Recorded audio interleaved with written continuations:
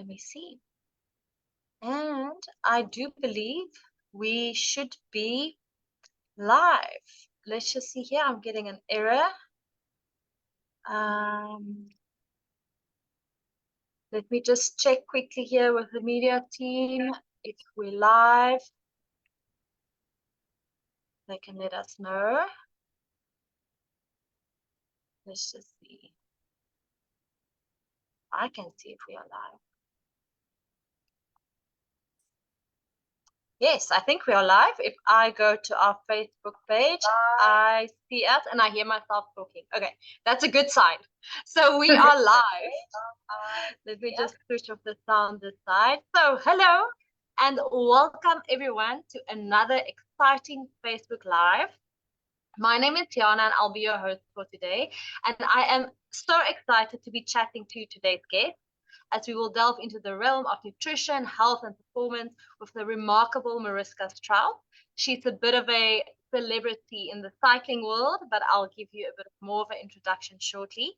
Before we dive in, I just quickly want to remind everyone that it's almost in just 2 weeks' time, the Noakes Foundation will be celebrating their 10-year anniversary. There are still a few tickets left. So if you are interested in joining this momentous occasion, please just contact us on info@thenoakesfoundation.org and we will share all the information with you if you would like to join us. And then Mariske, a warm welcome to you. Thank you so much for joining us today. Thanks so much for having me. So Mariske, you are an accomplished mountain biker and a true force in the cycling world. You have over 20 years of racing experience, and your journey is nothing short of extraordinary. Mariske has been the Series Cup champion in respective categories 2002 and 2006 and 2008 and 2010, and she's a 16-time South African XCO champion in respective categories. She formed part of the South African national team 12 times. She represented our country in Italy, Australia, Canada, Switzerland, Austria, South Africa, Andorra, Australia, Switzerland, and Austria, and many more. And she was ranked 15th on the UCI women's ranking end of March. Mariske, that is really impressive. Thank you so much. I hope I got everything correct there in the intro. The justice basically there. Yeah, it's been a long career so far. I'm very blessed to have been able to participate and do the things that I've done. And it's just definitely not been an easy journey, but happy to have gone through everything I've went through. It led me to where I am today. That's truly amazing. So to our audience members, if you have any questions for Mariske, please just pop it in the comment section. Also say hi and let us know where you're from.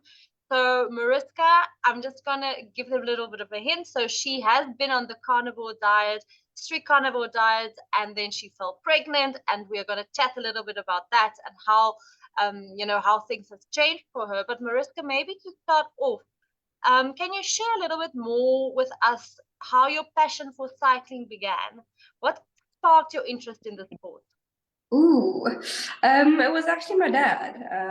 All good things start with your dad, I think. No, so he started racing, and then my brother started, and I was always at the events. I was like, I can do this. And yeah, the bug bit me, and I've never really looked back. There's definitely been some trying times in between, but absolutely love the sport. Love the adrenaline and just pushing your body past all limits you thought possible. So still very excited to be able to compete, hopefully soon. Looking forward to next year, but first have some cargo to offload. And then looking forward to racing on this new diet that I've discovered by chance. Well, so maybe you can tell us a little bit about that. How did you how did you kind of make the change in nutrition? What did your nutrition look like previously? What did chat to us about that. So, I mean, as a cyclist, as a mountain biker, and a BSc sports scientist. So I studied sports science at the University of Stellenbosch, graduated end of 2016, I think. Actually worked at Science to Sport in Newlands for a couple of years. Coached there as well, worked in the bike lab.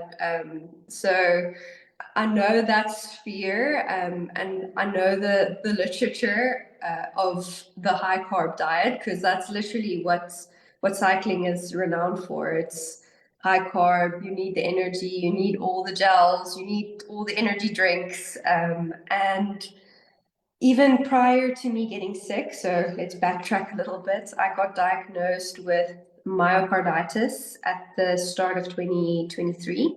So last year, Feb.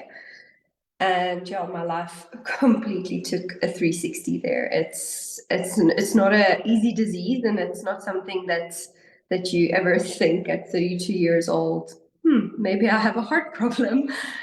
So that definitely shook me a little bit. And after that, yeah, so before that, leading up to getting diagnosed, I had so many health issues, gut issues, hair loss, bladder issues, like you name it, I probably had it, and constantly sick, constantly at the flu, constantly at cold sores, and could never really get momentum.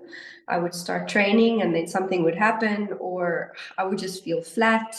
And as any good scientist, I started questioning things and why we do things the way we do, and if it really is the right way to feel. I mean, at university, the first thing you're taught is question everything. So that's essentially what I did. And I started making minor adjustments. I started cutting out carbs, forms of carbs, so gluten, wheat, which made a difference at the beginning, but it didn't resolve my issues. Up until the point where mid last year, so about a year ago, June, July last year, my husband actually said he thinks I should try this carnivore diet. And I was like, okay, interesting, very interesting. And having been obviously diagnosed and off of racing with myocarditis, I was like, well, if I have an option, if I have a chance to do something radical like this, it's probably now. So I did my own research, looked at all the data I could find on it, read up on it, and everything I got made so much sense. Like it just logically it made sense. And I was like, okay, let's give it a try. And yeah, it's been life-changing. What type of changes have you noticed?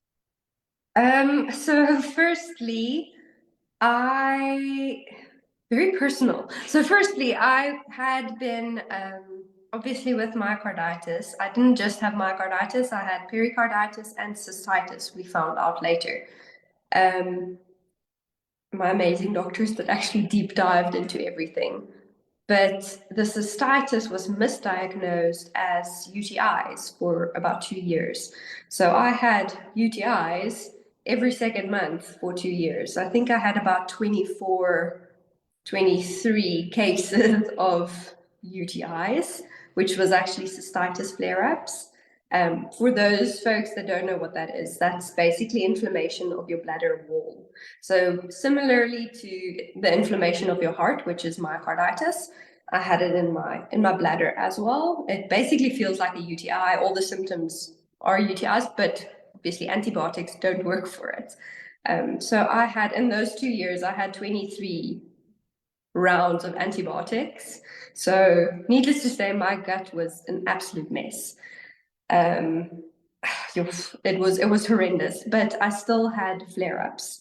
And that usually would be, I would get bloated, I would get constipated, and then I'd get a cystitis flare-up. Within 1 week, that was settled. Like no bloated, no fatigue anymore, and I was ridiculously tired all the time. I would sleep for about 10 hours and I'd wake up tired in the morning.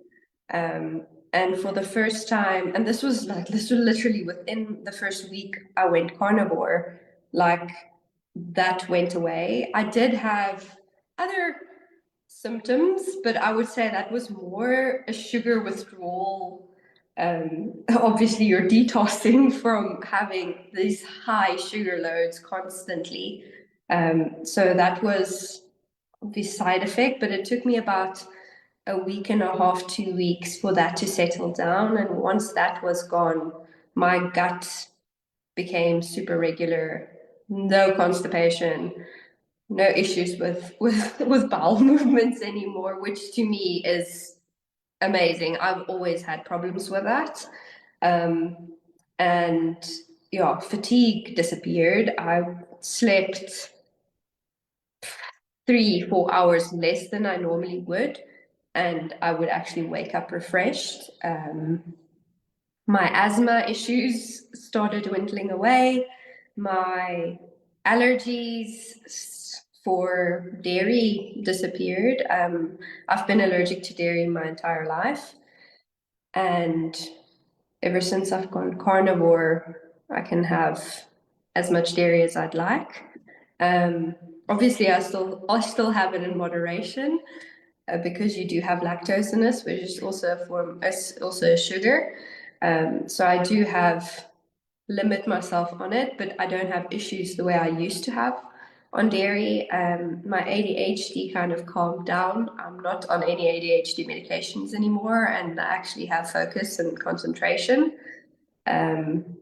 So yes, my hair started growing back, my weight started balancing out. There's literally, the list goes on and on and on. So it's actually been it's been mind blowing, the changes that I've seen, and that's all because of I'm actually eating the food that I'm supposed to be eating.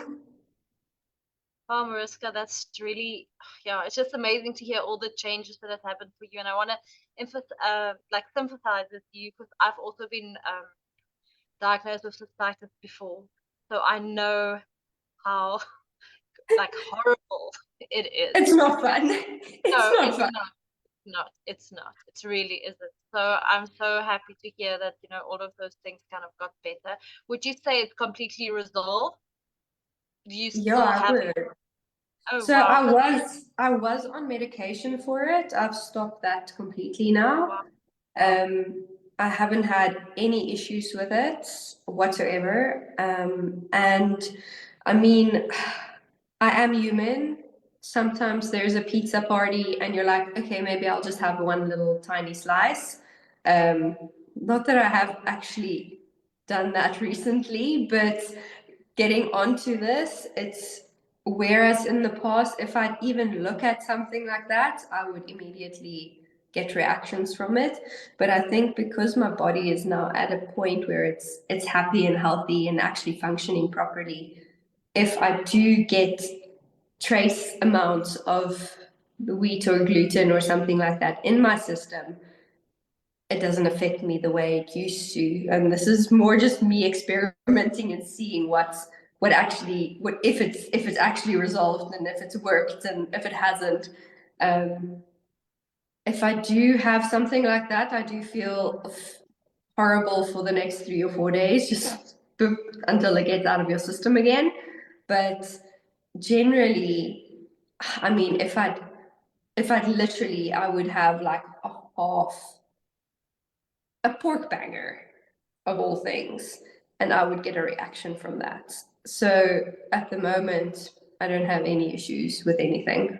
So I am a little nasally, sorry about that, but it is literally the first time within a year that I've actually gotten sick, whereas previously I would literally be sick every second or third month. Wow. And I would love to hear what's your doctor saying about this? Do they know that it's well, what do they know you've gone on this extreme diet? And what are their thoughts on it? People get different reactions from it.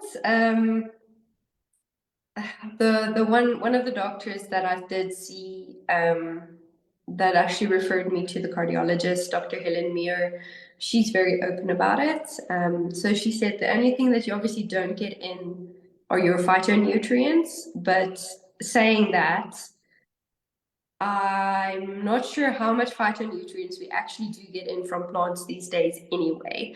So she's like, if you're feeling fantastic on it, go for it.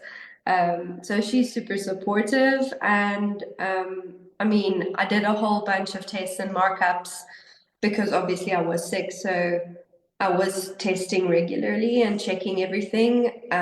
Prior to going carnivore, my insulin levels were borderline. My thyroid was not very great. It was starting to shut down.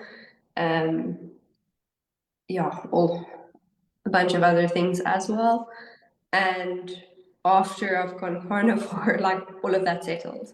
Like my insulin is 100% back to normal, perfect margins. My thyroid is looking 100%. I actually also just, I think about 3 weeks ago, just for interest sake, I did check my cholesterol as well. Hasn't changed a bit. Everything is exactly and perfectly spot on. So people usually the first reaction they're like, "But what's your cholesterol?" And to be honest, I also don't believe your body would create something that is bad for you. Make something. Cholesterol is there for a reason. We need it for hormone function. We need it for everything. So we have to have cholesterol. Obviously, if you've got atherosclerosis and all of those other things, then it becomes a little bit more tricky. But to me, I'm happy with it. And I eat a high fat, high protein diet. So I'd say 90% of my food is either steak, beef, meat, any sorts, depending on my cravings that little bubs have, which is at the moment between beef, lamb, and pork. They kind of like fluctuate between those, and I eat a lot of fat. So for me to say my cholesterol is 100% fine is absolutely, that was like the okay, this diet is not bad. Yeah. You touched on something so important earlier, and it's kind of like how you kind of figured out what works for you and how does your body react to different types of food. And I think that's also important to remember that, it's such an individualized approach. Like what might work for one person might not work for someone else. And I think like a lot of people also see the carnivore diet as elimination diet, kind of a place to start off at. And so, okay, let's start here. And then we start introducing things, or we try something different and see how my body reacts to it. But I want to ask you 100%. something else. So you're pregnant now. So has your diet changed? Are you still carnivore? What does it look like at the moment? So at the beginning, so when I found out I was pregnant, I was basically 3 months into my carnivore journey. And I'll be completely honest, I never started carnivore with the idea this is going to be my diet for the rest of the life. I was, like you say, I was using it as a form of an elimination diet. And it is one of the most extreme forms of an elimination diet you can have. So I did it and I felt phenomenal. And then obviously I found out I was pregnant. I was planning on carrying on with it, but then especially the first couple of I think especially week 5 to week 10, 11 was really hard for me. Um, Things would make me sick. Like I would get food aversions. I was like, "Oh, not that." So eggs was one of them, and at the moment I live on eggs. So thankfully that has sorted out. But I also think that's partly because when you find out you're pregnant, you obviously listen to all the medical advice that's out there. Cook your steak, well done. Cook your eggs, well done. Like do all of these things, which I then did, and then I was just like, I can't. I still can't have well done eggs. It's just I just do not like it. So I do cook my eggs a little bit runny. And my steak is medium rare still. Obviously, if you're living in an area like West Africa where salmonella is a problem, then maybe not do that. But generally, I feel it's safe if you know where your food is coming from and you know how you've prepared it to cook it to taste. And I'm not the nutritionist here, I'm not the doctor, so don't quote me on this, but that's just my experience with it. But yeah, back to your question, I did start adding other things. And that was partly also because the literature says you need your fruit and you need your veg and you need all of these other things. And not obviously not wanting to hurt my baby or anything like that. I was like, okay, let's incorporate some things and see how that goes. And I tried incorporating more carbs and things for I think about 6 weeks, and I still felt horrible. Whereas when I went carnivore, it took me 3 weeks to get onto that diet, and I felt amazing.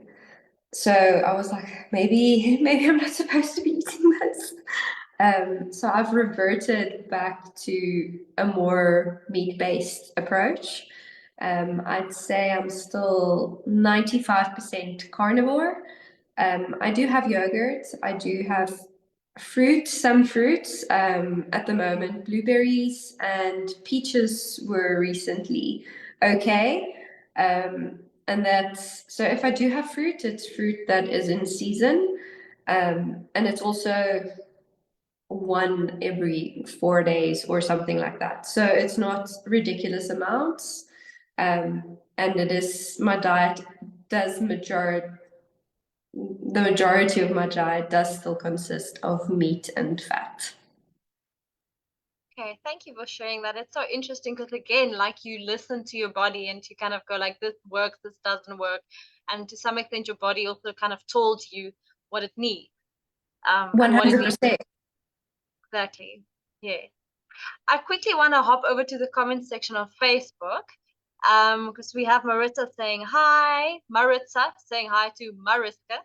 And then the team from Eat Better South Africa saying hi. And then we've got Vicky here saying, great to see you again, Mariska. I'm also an elite cyclist in Australia and enjoyed your interview last week with Dr. Chafee. So that's just some of the comments.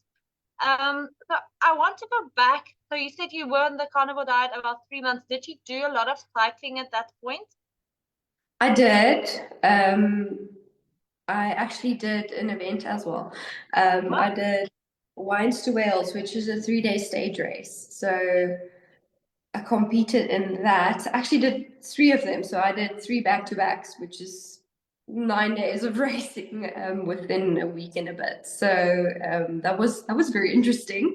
Didn't really know how to expect the body to react. But by that time, I had been carnivore for 3 months.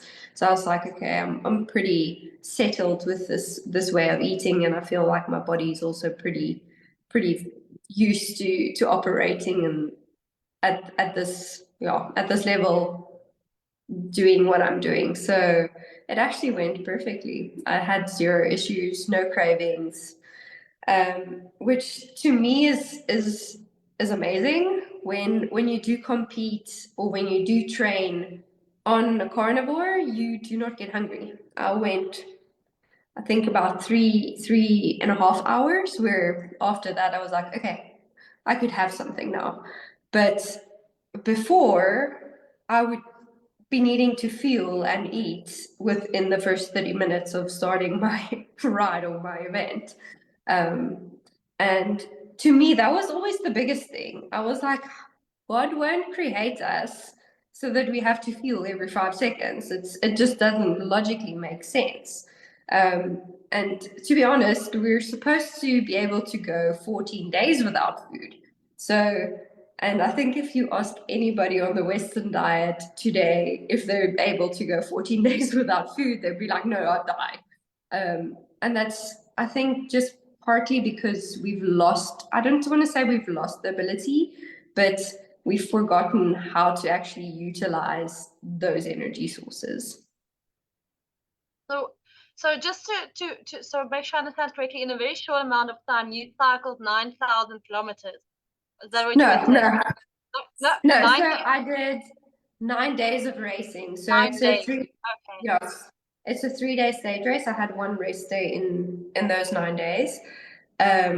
Well, 10 days essentially. So it's 3 days, then another 3 days, then a day off, and then I had another three Oh days. wow. Oh wow. Yeah, so it was a true test of what the body can actually do. And I recently, so someone actually contacted me end of last year chatting about all of this. And so he also went carnivore and he just competed at the XCO Cape Epic. He finished the race. He said never felt hungry. He hasn't felt that great ever in his life. And also no issues, energy for days. So I mean, it's a it's proof that you can do it. To me, what will still be interesting is to see how I function on this type of diet doing cross country, which is my main discipline.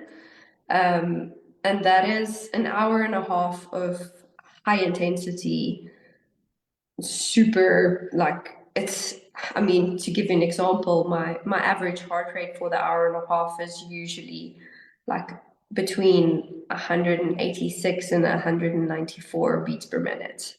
So it is very intense, but that said, we also have glycogen stores. And theoretically that should last me for an hour and a half.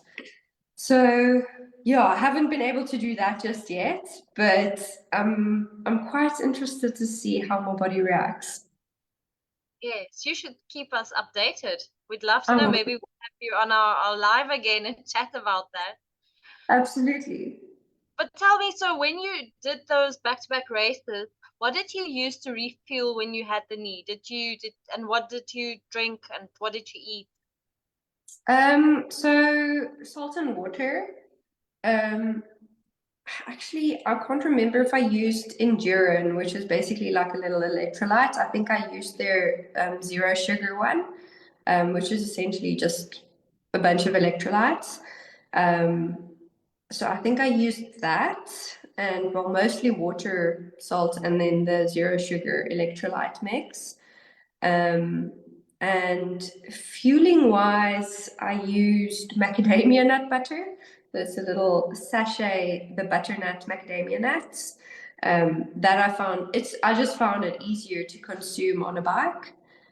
And I think I had one or two of those in a stage, which a stage is anything from 3.5 to 4.5 hours of racing. So that was basically it.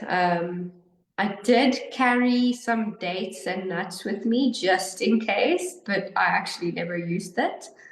Yeah, that was it. So I find if I fuel properly before and if I fuel properly afterwards, then you don't really, well, I didn't really have a need to fuel that much on the bike.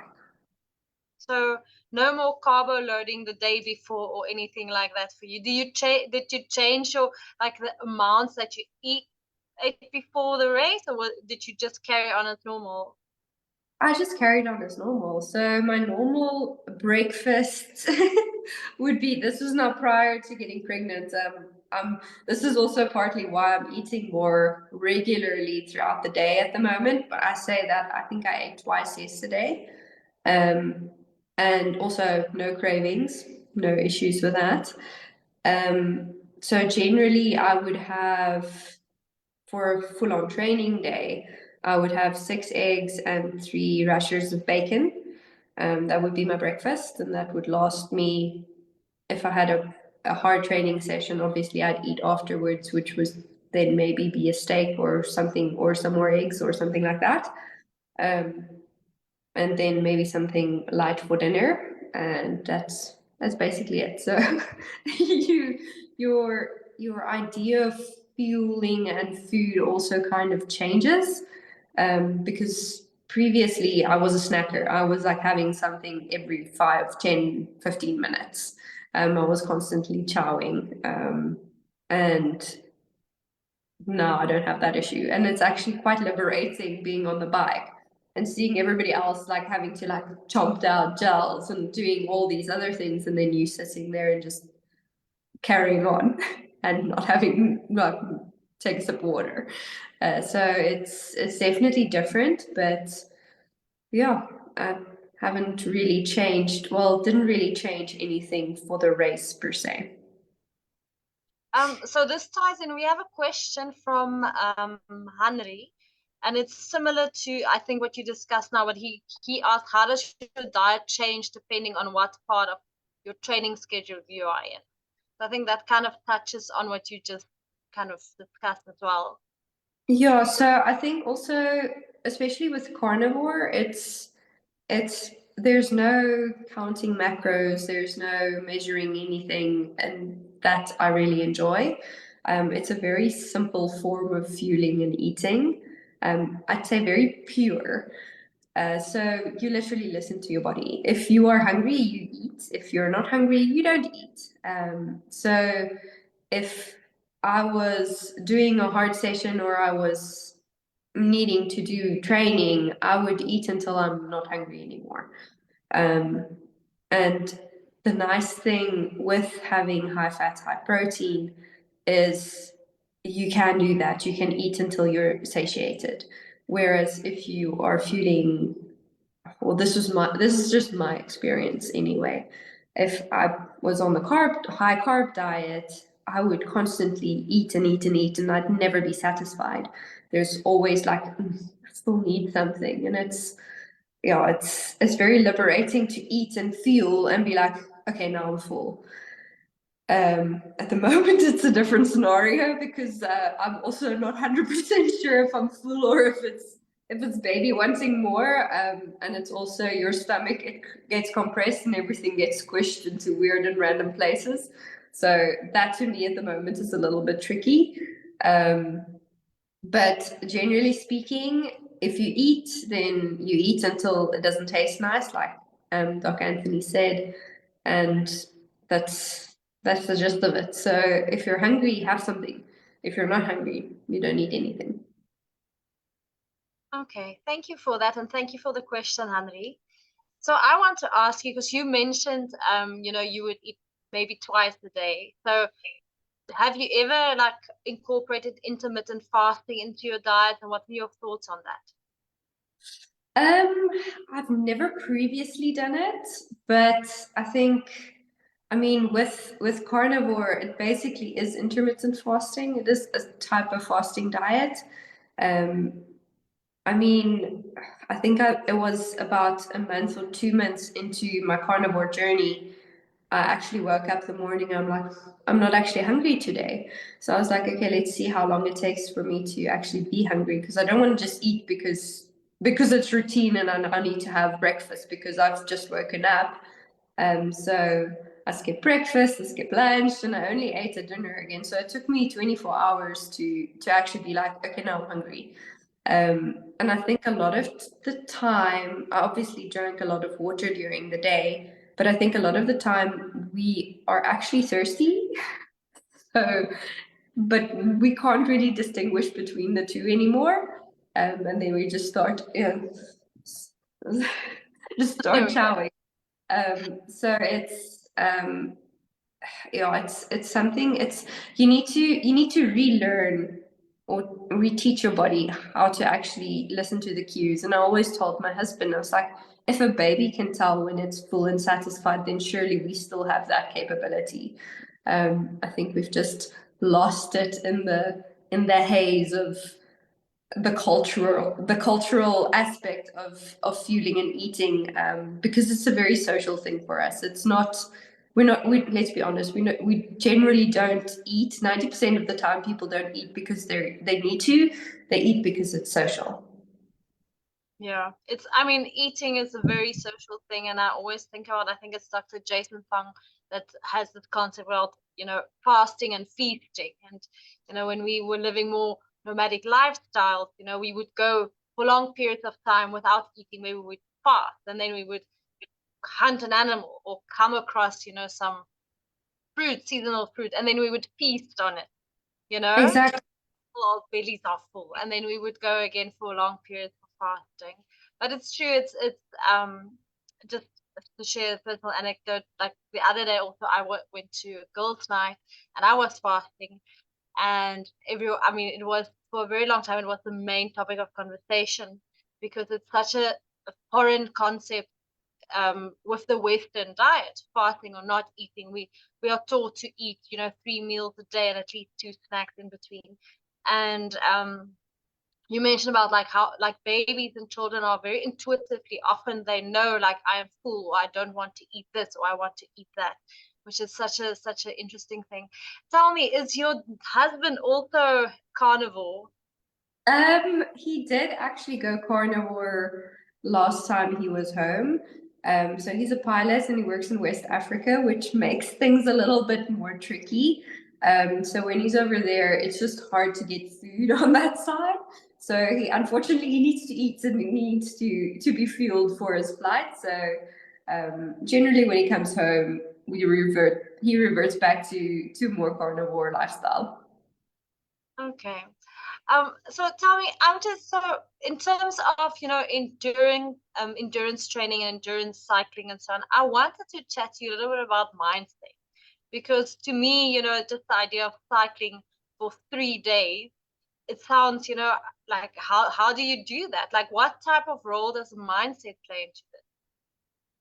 Um, it's a very big part of training and racing, for sure. And I think that's also partly why I was successful at going carnivore, just because, like you say, your mindset is once I've set my sights on something, that is it. That's what I'm doing, and that's the end of discussion. So it is very important. It's something that is going to distinguish you in your performance for sure. And I mean, especially mountain biking, where it's you and your bike. If you're out 80 k's into a route, there's nobody to help you out out there. So you need to make the changes and the adjustments needed to get to the finish line. Otherwise, you're going to be stuck out there for a long time. So I think that's where a lot of resilience comes in.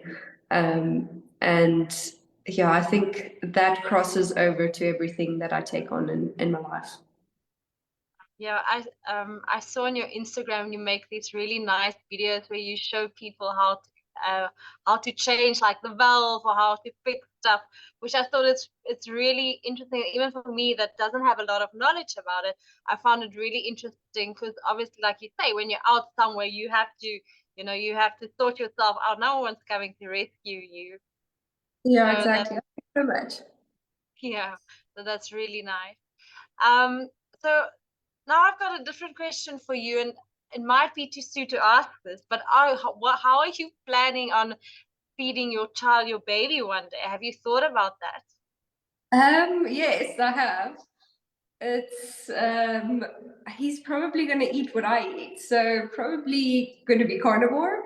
And to me, this is also why I went this route. There's two essential macronutrients: fats and proteins. Carbs is a non-essential. So in my experience, it just upsets my stomach. Um, so why would I eat something that my body struggles to digest? And 90% of fiber we can't digest anyway. So to me, it doesn't make sense to give that to a kid, especially starches, which is, I want to say, 90% of all kid food. I've been going through shopping centers and checking this out, like rice cereals and all these, even formula and things like that. It's got starches in, and your baby doesn't have the enzymes to digest that until their teeth actually properly come out. Um, so I would probably be giving them fats and bacon and eggs and things like that, which I feel is highly nutritious, and I thrive on it. So why wouldn't a baby thrive on it? Obviously, for the first bit, he's going to be getting breast milk. Um, hopefully planning on breastfeeding. So hopefully that journey goes well. But when he wants to start eating, I'll obviously incorporate a couple of things, but majority will be animal-based food, I think. Well, what you listed there now, the eggs and the bacon, it sounds delicious. So I'm I sure. mean, who doesn't like egg and bacon? Exactly. So interesting for both my kids, they haven't had any like starter wheat or anything. My eldest at least till a year and a half, and my younger one till she was about 2. And it's so interesting how their palate just like developed. They definitely are more like they crave the salty taste of things before they would taste something sweet, and they would easily go something is too sweet for me, or I don't like it. And here and there, obviously, it's I think it's difficult with kids, especially as they get older and there's birthday parties and things. But I've noticed often they would just not eat stuff because they don't have the taste for it, and they haven't developed a specific taste for it. So that's For really sure. interesting. Yeah, I Yes. mean, especially kids, it's taste is developed. So you get a threshold for sweetness. Um, so if you don't influence them constantly and saying this is good and this is what you need, then surely, yeah, it's going to be very interesting. And even on that note, even my father-in-law, so he's been pre-diabetic for since 1995, I think. So time. Um, and January, his sugar went, I think, up to 16.6, and he's been on medication for I don't know how long. They doubled his medication, that didn't make a difference. And so I suggested to him maybe he should try carnivore for a month. Try it for a month. If it doesn't work, it doesn't work. And if you don't feel good on it, you can stop it. We've got nothing to lose. And I think within 2 weeks, his sugar went back down to 5.8. And he's lost a bunch of weight. And he's also, I'd say, 90% carnivore based.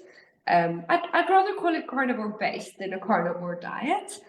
Um, but just seeing the difference it's made in his life, it's absolutely phenomenal. And I actually spoke to him yesterday, and he's like, he went away with some people, and the things that they'd normally have, he had some of it, and he was like, no, that's way too sweet for me. Coming from him, which was like sugar overload. So that tells me that your body does adapt, and we're not actually supposed to be having all of the sugar that we are consuming.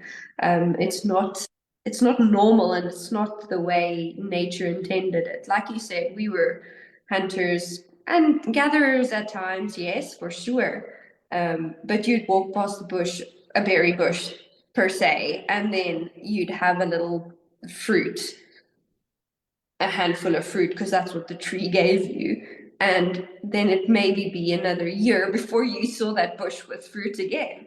So it's not like it is today, where you can go to the supermarket and buy all the fruit that your heart desires. It's and all the variety there. So it's I think because it's so easily accessible, it's become a problem where we're overindulging on things that we're supposed to be having sporadically. Yes. I mean, I love gardening, so I have a veggie patch. The veggie season is over now, but it's just with I have this veggie patch and I grow like tomatoes and cabbage and stuff. But that's just kind of the reality just sets in when you do something like that, all the work that goes into it. And at the end of the day, it's not a lot of food it's not that I can feed a family from my veggie patch. And that's kind of what you're saying, like, when we walked past that bush, we would just take what was there and we had to move along. There wasn't, we couldn't go buy a whole punnet of blueberries or strawberries or a bag of apples. We just kind of had to share what there was. And a while ago, we had an amazing dietitian on one of our lives, her name is Kath McGaw, where she spoke quite a bit about like nutrition and childhood nutrition and so on. And she said something, and this ties into what we were talking about, the fasting and the children and their palates. And she mentioned that, don't worry if your kid doesn't want to have breakfast. And for me, that was so enlightening, because often my eldest daughter, she just doesn't want to eat before school. And then she'll say, don't worry. It's kind of that natural thing, that natural way of how our body is fasting. And then you only feel hungry later. As she also mentioned, you only started to feel hungry a bit later. So for me, that was really good to know that even for children, it's okay if they don't really want to eat immediately after they've woken up just before. But Mariska, sorry, you want to say something? No, I think that's on that. I think it's a problem that we're implementing our routines, like our lifestyle, onto our circadian rhythm. Whereas you have to have breakfast at 6 o'clock because then you need to sit in traffic there because you need to be at work at 8. Then you're having lunch quickly, and then you're having your biggest meal in the evening, which doesn't make sense. Your biggest meal should be during the day. And like you say, there's a natural rhythm in your system, and kids are very more susceptible to that and still very much in tune with it. And thinking back when I grew up, you were forced to eat, you were forced to have breakfast, you were forced to finish all your food, even if you weren't hungry. So I think it's maybe time to have a mind shift on fueling and nutrition. And I think it's partly also because nutrition is an industry and they need to make money. The easiest way to make money, get people addicted, sugar, and tell them they need to eat 6 times a day. They've got an unlimited stream of income right there. So I think once we actually get back to nature and get back to our bodies and what we actually need, not want, but need, then I think everything kind of sorts itself out. So speaking about mindset, what advice would you give someone that want to maybe start on a carnivore diet or transition onto a carnivore diet? I would say make the choice.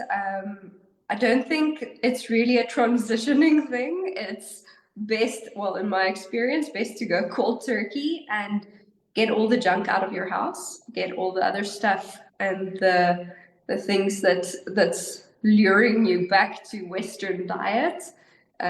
Get that out of sight, out of mind, and try it. You've got nothing to lose. Try it for a month, try it for 3 months. In the grand scheme of things, 3 months is really not that long. And yeah, stick with it. It's going to take about 3-4 weeks for you to settle into it. But once you've experienced it, it's really life-changing and eye-opening. I think that's good advice. We also, like you say, since not necessarily carnivore, but like animal based. So we also tend to eat animal based in our household. And I've done a few like carnivore months. The past 3 years, every January we do carnivore month. But I think that's some really good advice. I see we've got another question from Marissa. So she's saying, when Sean was on our live, so that was a few weeks ago, he spoke about how he used to bonk. And she's asking, how do you handle bonking and when your body starts shutting down? I haven't actually experienced a bonk since I've gone carnivore, Wow. which is also very liberating. I mean, you do get hungry a little bit. Well, I have had times where I'm like, okay, now I'm kind of hungry, but I've never had a bonk like I used to, where I'm like seeing double and like literally cannot function as a human being. So don't know how to answer that because you don't. But yeah, saying that, I always have a spare date in my back pocket just as an emergency. I should probably refresh that because it's the same date probably since last year August It's now. so fresh after all these months. Yeah, exactly. So yeah, that to me was the most noticeable thing. It's you don't get hungry and you don't get that extreme dip because your body's actually using the fuel it's got. We've got enough spare fuel in our body to operate for a while. So if you're doing if you're doing training and you need fuel, your body will go get it. Thank you, Mariske, and thank you, Maritza, for that question.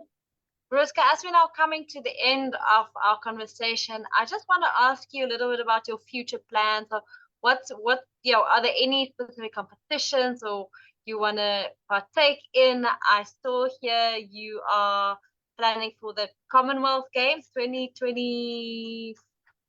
Let me just see it. I think initially That was 2020. last year. That was last year. That was Okay. last year.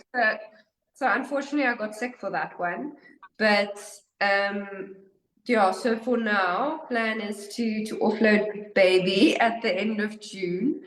Not really sure what's going to happen when I look into my child's eyes for the first time. I hear it's life-altering stuff, but yeah, then I really want to still do well. I still need to win the FC Cape Epic, so that's very high on my priority list. And then I've got some unfinished business in the racing sphere, so I still need to go settle some scores and hopefully get back into racing fully. Obviously, with a newborn, it's going to be an interesting challenge and it's going to be a new journey for me. But I definitely don't feel I'm done racing bikes just yet. Oh, wow. Yeah, that sounds really exciting. Please keep us posted. And are you planning on staying on like the carnivore diet as you? I am. Like I said, I've tried I've tried reverting back to carbs. Um, I don't think I'll ever eat the way I did before. It just doesn't work for me. And especially now, having been on it for since August. So what's that? Going on 9 months. Um, so it's just my body functions just a lot better, and I feel so much better when I eat this way. So I don't think I'll ever revert fully back to the Western diet. I might add a couple of things here and there, but I think I go through phases where I'm like, okay, I'll try this, and then I try it for a little while, and I'm like, no, that doesn't work, and then I revert back to more carnivore based. So I think I'll always be majority carnivore based going into the foreseeable future. I think that's the beauty of it. You can play around and see how you react to it and how you feel. So 100%. Mariska, for those of our viewers that want to kind of reach out to you or get in contact with you, how can they contact you? So I do have Instagram, Facebook, all of those fun things. I'm most active on Instagram. It's just Mariske Strauss. And yeah, feel free to pop me a message. I also have a website. You can go check that out as well. If you ever have any questions or ever want to chat about anything, I am an open book. I also do coaching. I also do massaging. So there's a bunch of things that I keep myself entertained with. So please feel free to reach out, and I'd be more than happy to share my knowledge and experience. Thank you so much, Mariska, and thank you so much for everyone who joined us today. It was really an insightful talk. I know I've learned a lot, and I hope we'll see you here again, maybe in the future months. And yeah, congratulations on the pregnancy, and you will be welcoming your baby boy soon, and enjoy that. It is life altering, can I just say? It is Thank life you so altering. much. We really had a good time. Thank you, everyone. Bye. Cheers, guys.